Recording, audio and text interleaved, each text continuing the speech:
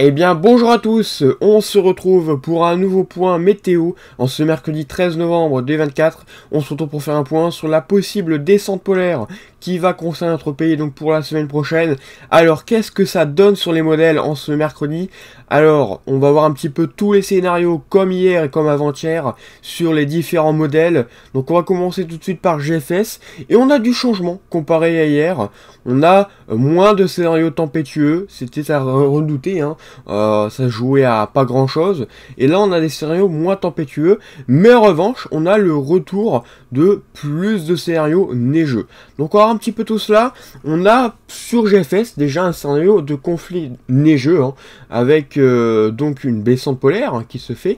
On n'a plus vraiment de tempête, ce n'est qu'on a un petit creusement quand même rapide en allant vers notamment les régions du nord. On pourrait avoir un creusement rapide avec donc possiblement quand même une petite tempête qui pourrait passer déjà pour journée de lundi. Elle serait accompagnée d'un temps généralement assez doux quand même, donc pas vraiment de neige pour cette journée de lundi, si ce n'est peut-être qu'à l'arrière.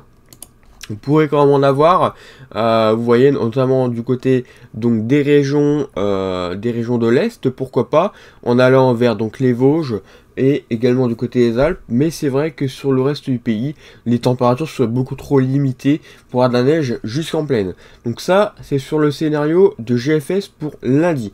Ensuite, ça change pour la journée de mardi. On est dans un temps un peu plus froid. On arrive dans un temps un peu plus froid. On est au cœur finalement de cette descente polaire. Et par conséquent, on a aussi des conflits neigeux qui s'organisent avec des dépressions par-ci par-là qui se mettent en place sur notre pays. Donc tout cela renforce les précipitations et renforce la neige. Donc sur GFS, là on a quand même de très beaux scénarios avec plusieurs conflits neigeux qui pourraient passer un premier mardi, un second qui pourrait passer donc en soirée de mardi, un autre qui pourrait passer pour la journée de mercredi et encore un autre qui pourrait potentiellement passer pour la journée de jeudi avec un très gros conflit neigeux. C'est ce que propose en tout cas GFS, mais bien sûr, les températures seraient de nouveau assez limitées sur le troisième conflit, ou en tout cas sur quelques conflits, parce que les températures sont vraiment assez douces et pas assez basses malheureusement sur GFS. Ensuite, on a d'autres scénarios comme GFS. On a un scénario qui est vraiment pas mal. Franchement, GFS, il est vraiment pas mal. En tout cas sur son run de contrôle. Sur les perturbations, il y a des runs un peu moins bons et des runs un peu meilleurs. Hein. Sur celui en tout cas de GFS, on a de la neige lundi soir du côté des Hauts-de-France. On en a encore un très gros conflit neigeux mercredi soir, en tout cas dans la nuit de mardi à mercredi du côté des Hauts-de-France une nouvelle fois et en allant vers l'Est. Et puis on en a encore un autre qui arrive donc pour la journée de jeudi et vendredi avec un très gros conflit neigeux qui pourrait concerner donc les régions du nord une nouvelle fois et les régions de l'Est. Donc vraiment très beau scénario de GFS avec pas mal de conflits neigeux. Donc là aussi c'est vraiment pas mal. Donc vous voyez que finalement rien n'est perdu concernant la neige, tout est encore possible.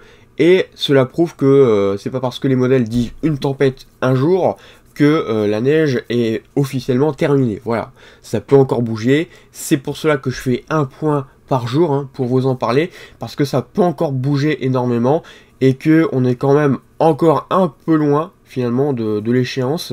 Et c'est pour cela que c'est important d'en parler. Donc voilà ce que voit GFS. Ensuite on a le scénario de la moyenne. Alors là, la moyenne, elle est vraiment pas mal. Hein. La moyenne, franchement, elle est entre conflit neigeux, pour résumer, hein, conflit neigeux et descente polaire.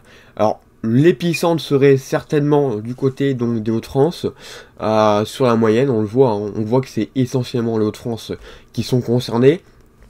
Après, il y a quelques scénarios, je pense, là-dedans, qui vont vers les régions du sud, les régions centre. On a un peu de tout, je pense.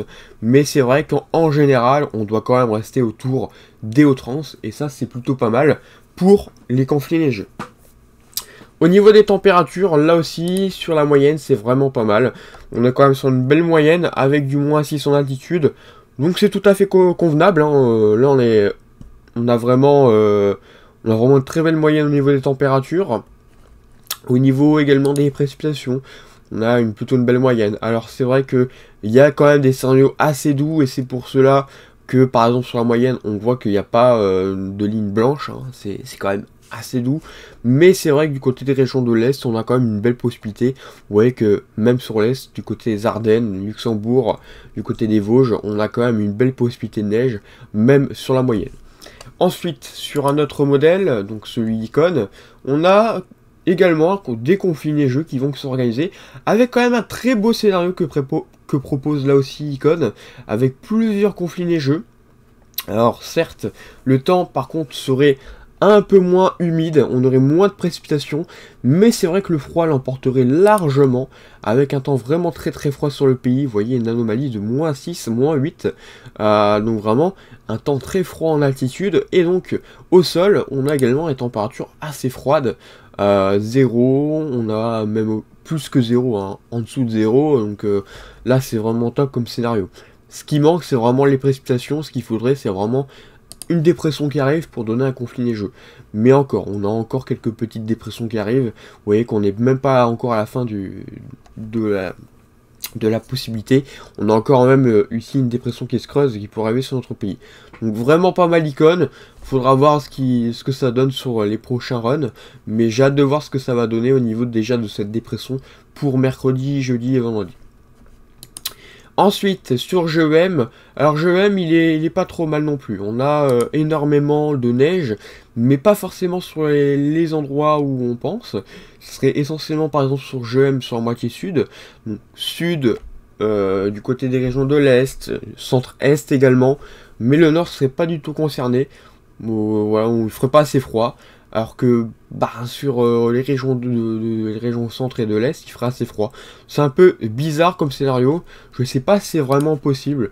Ça me semble bizarre, mais après, au niveau des températures, c'est vrai que c'est quand même bien froid du côté des régions de l'Est.